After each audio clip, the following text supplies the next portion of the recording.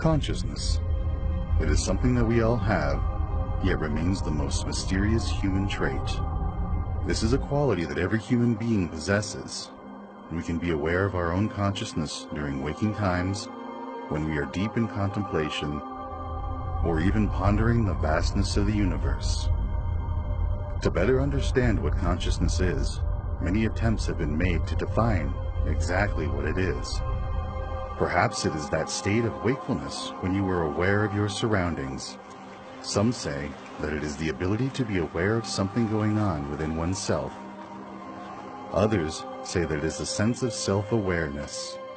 All of these are considered to be valid descriptions of consciousness. Since time immemorial, philosophers have debated the exact nature of consciousness and what it means to be a sentient or even sapient being. Advances in neuroscience have given us an intricate understanding of exactly how the brain works. We know the regions of the brain where memories are stored, where information from our eyes and ears are formed. We have even been able to transmit thoughts from one person to another via advanced neurotechnology. However, the source or cause of consciousness continues to elude even the most diligent of seekers. But there are some who may have found the answer. Because everybody's totally fixed on matter is the ultimate reality, they're trying to explain how consciousness could possibly come out of matter, and they're getting nowhere. They've got theories in quantum physics to try, theories in information sciences, chemical theories, nothing works. But nobody dares question the assumption, and the assumption is that matter is unconscious. And that's the problem. If matter is unconscious, the problem is how on earth does consciousness, awareness, ever arise out of something that has no awareness? Matter and energy are emanations of some deeper intrinsic order. All these seemingly separate selves, seemingly separate identities, going about their own lives, living what appears to be a separate existence. And yet we are all fundamentally sharing the same unified consciousness that the universe is made of. We've now seen scientific proof that the universe emanates from a geometric seed that doesn't have any space or time. Since we are conscious, consciousness must be in that seed. All of the universe is emanating from this. So there is scientific grounding to support the law of one philosophical stance, which is that in fact there is a one infinite creator and the universe itself is a living conscious being. Space, time, energy, matter, and biology are created by a universal consciousness. Our idea about subatomic particles are, as physics class has shown us, little billiard balls. You know, that's what we think of. But actually, a subatomic particle is not that. It's a vibrating packet of energy, trading information and energy with other subatomic particles and this background energy field. So a subatomic particle is essentially a shapeshifter. So when you look down at matter at that tiny level, what you find is there's no such thing as a thing. The unit of the universe isn't a thing, it's a relationship. It's the relationship between those subatomic particles. Scientists have been able to detect and record this energy field, but what we see as a background energy field may well be a unified field of intelligent energy. This energy is more than just intelligent. It is omnipresent throughout all of time and space and permeates everything in existence. We've looked at the idea that the gravitational field is in fact a fluid-like essence of the universe that all matter arises from. It's the source of matter, energy, consciousness, spirituality.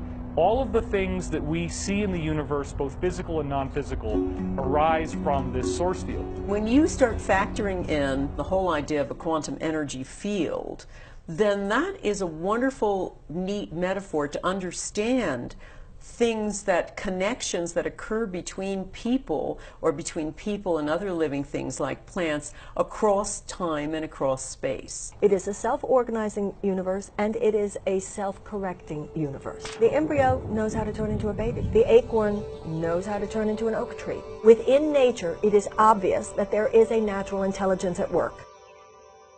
Marcus Aurelius, in his writing The Meditations, contemplated, "For there is one universe made up of all things, and one God who pervades all things, and one substance, and one law, and one reason." In a lesser-known work of Charles Darwin, The Formation of Vegetable Mold Through the Action of Worms, he documented how far earthworms acted consciously and how much mental power they displayed. He concluded that there was no absolute threshold between lower and higher animals. Even Albert Einstein offered support to this idea of a unified consciousness with all living things. In his 1949 work, The World as I See It, he calls for us to embrace all living creatures and the whole of nature. Whatever that original source of consciousness that has brought everything into creation, visible and invisible, we're just aspects of that. It actually highlights how much bigger and greater the Creator is. If I realize that I am a child of God, that I'm just an idea in the mind of God, then and only then do I get to realize that you are the same thing. And on that realm, there is no separation between us. On that realm, there is no competition between us. We're talking about a universal consciousness where I'm going to talk to the Spirit of God within every living being. Now, whether we call that the zero-point energy field, we call that universal intelligence, we call it God. The zero-point energy field is a new name for God. So it's an ocean of holographic records that houses within it the history of every living being and makes the connection possible through means of a quantum process. And that quantum process is unconditional love. Unconditional love is the key to understanding the nature of our connection. While this intelligent and creative field permeates everything in our universe, its loving and creative nature is what draws us all together and binds us to the universe and each other. If my energy is not coming from love, compassion, and forgiveness by whatever name I give it, then I am making a world that will not be happy for myself and others, by the way. You've got religious fears, you've got skepticism, you've got all sorts of walls that are there to stop humanity to increase its own cosmic consciousness. And they're all distancing themselves from the Spirit and from the face and the tools of God. And that's wrong. You cannot let go of the Creator. We have a metaphor of ourselves, or an image of ourselves, as the hero up against it all. The whole idea is about being right, being first, being individual. That's been our programming. If we have a hard drive, it's been programmed with I win, you lose. This is absolutely against nature, and that's why we're in the mess we're in.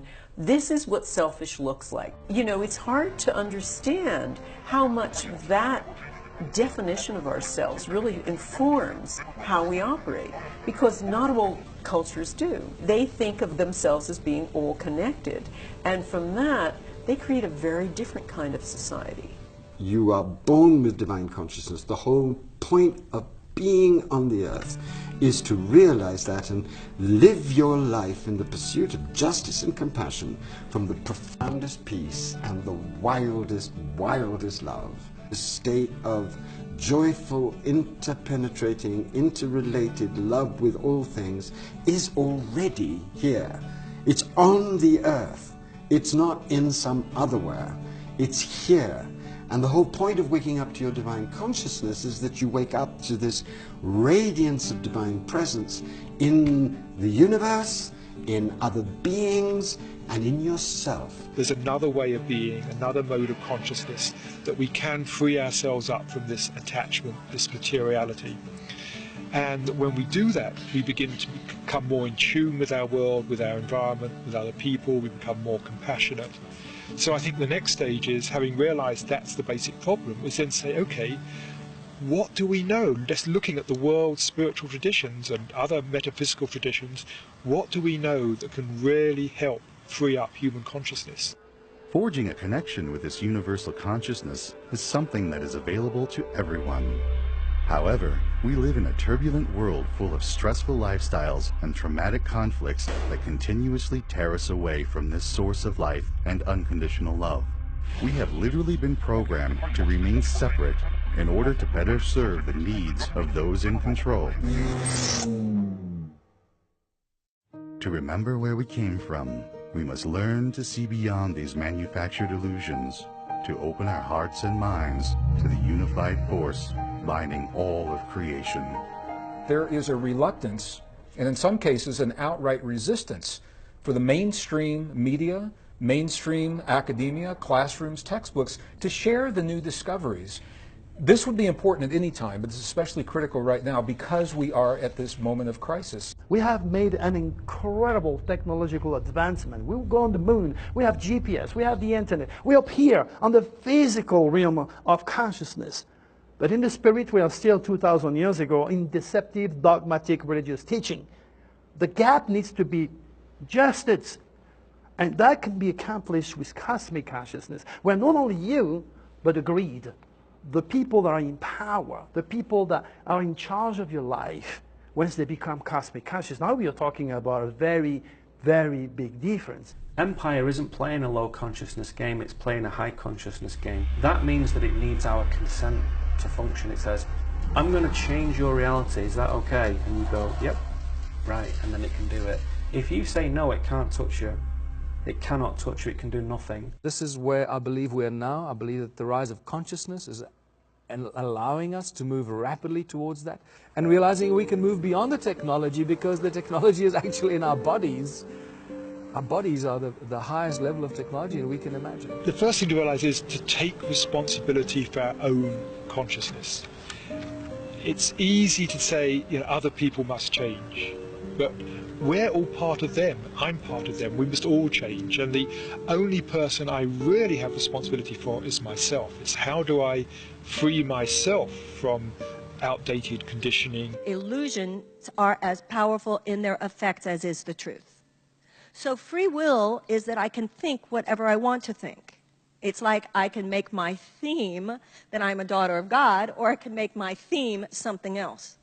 But to the extent to which I make it something else, the vision of one world costs you the vision of the other.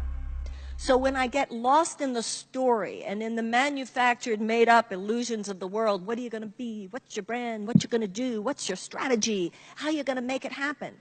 I, by definition, am entering into a realm where I'm always going to be seeking and I'm never going to be finding.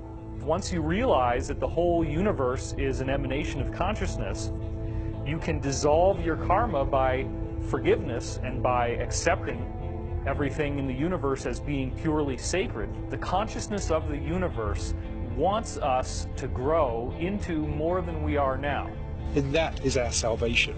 And if we worked on that collectively, institutions, individuals, organizations, whatever, made that a real focus, I think in a very short time we could actually have processes, techniques, things we could disseminate to the public which would really encourage that awakening of consciousness. When we start living according to the definition of who we really are and start wiping that hard drive clean, only then will we evolve to another level. It's the rising of the golden yeast of passionate love consciousness in millions and millions of human beings as a response to this appalling evolutionary crisis that we've created out of our own lunacy.